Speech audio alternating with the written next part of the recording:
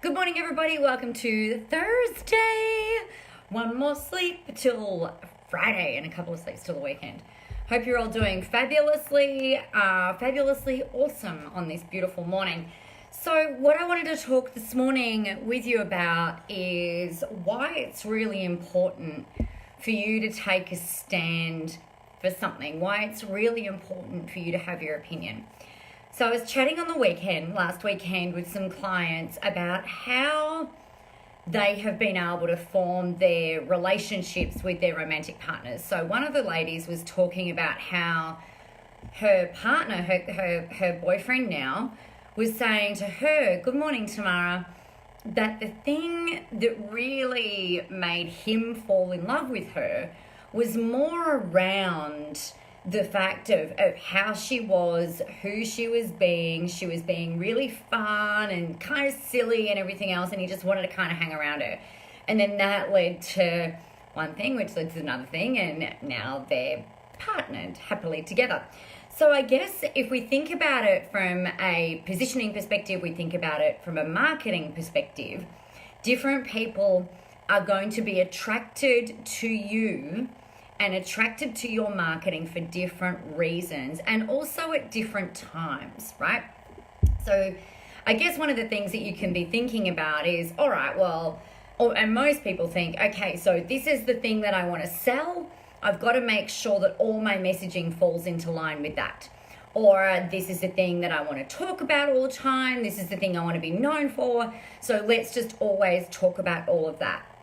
Now, if you were to do that, then enjoy your diagram, then that would kind of be very one-pronged, right? Really one-dimensional. And all you're doing really is talking about the stuff that you want to sell. Yeah? Now, if your audience are all over here, right?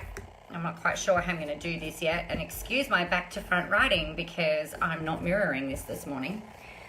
Some of the people in your audience will understand what you're talking about in terms of your product or in terms of your delivery or in terms of what you are selling. Yep. Awesome.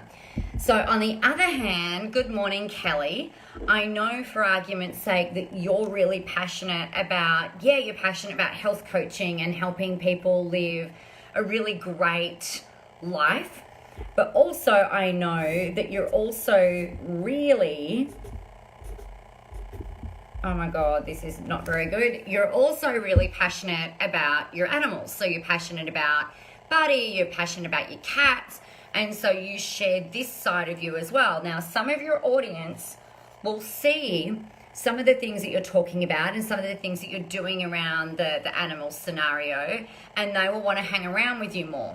And then they'll kind of go, oh, she's also talking about this. This is kind of interesting. So it ends up being almost this circular kind of loop. Other people will love the fact that that's a really happy face, that you're really happy and joyful and things like that, and just your energy. They just want to be around your energy. And they realize that you're also quite well balanced. And then they also realize that, hey, there's some stuff that you can talk about that would be really super helpful. So what this enables you to do is to create not just a one-dimensional view of you. Good morning, Shirley. Oh, the horse journey coach. Awesome. I love horses. So they'll be attracted to that. And then the other thing that they might be, let's say that it's about your heart. All right, I'm just trying to think of another example for you. So what that does is, again, it gives them another way in. They kind of come full circle, and they might come over here and they go, oh, and then they also really like this and they also really like this. So it's never a one-dimensional approach that you want to have to your marketing. Now, the other thing that a lot of people are going to really appreciate about you is your opinion on things. Okay, so I had a conversation with a friend who's also just become a client for a while, and they're setting up a new coaching business after being in a particular industry for about 20, 30 years. and they've sold those businesses, they've done really well, and now they want to help other people who really need to, it's in a very niched industry, and they really want to help other people grow their business, help grow their bottom line based on the stuff that they've done. So proven results and proven things that have been done. Now, she asked me something the other day, and I've just said, no, I do not recommend that you do that, and this is why. So, like ABC. And I was at the end, I said, look, you can do what it is that you want to do.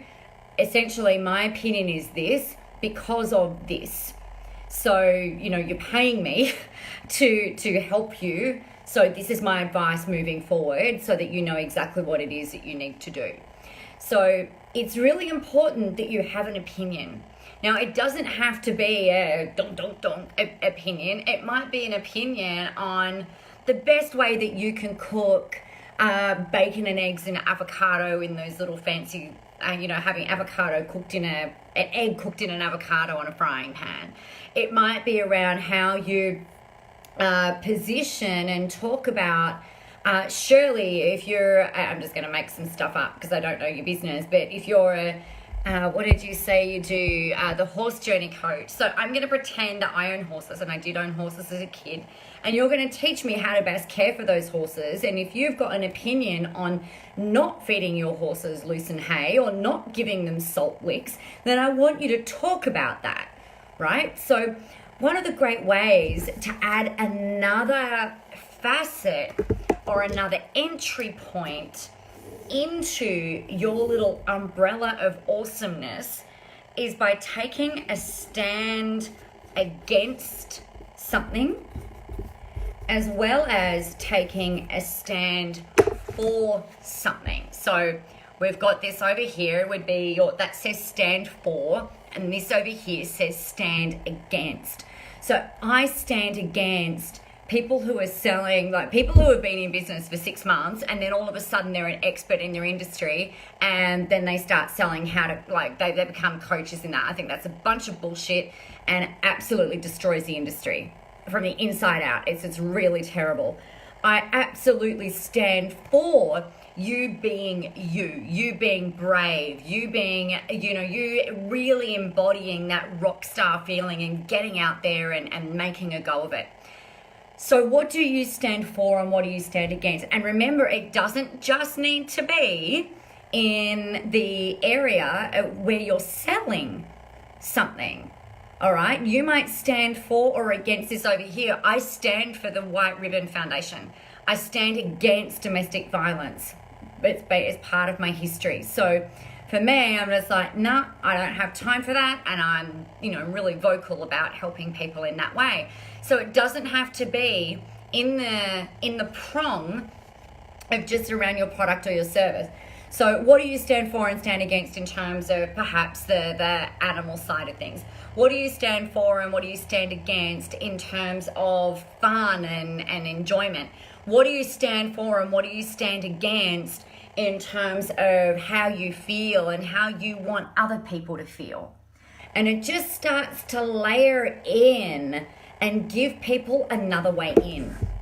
It helps people to decide essentially if you are someone that they want to follow, if you are someone that they want to start to listen to or continue listening to. Good morning, Beck.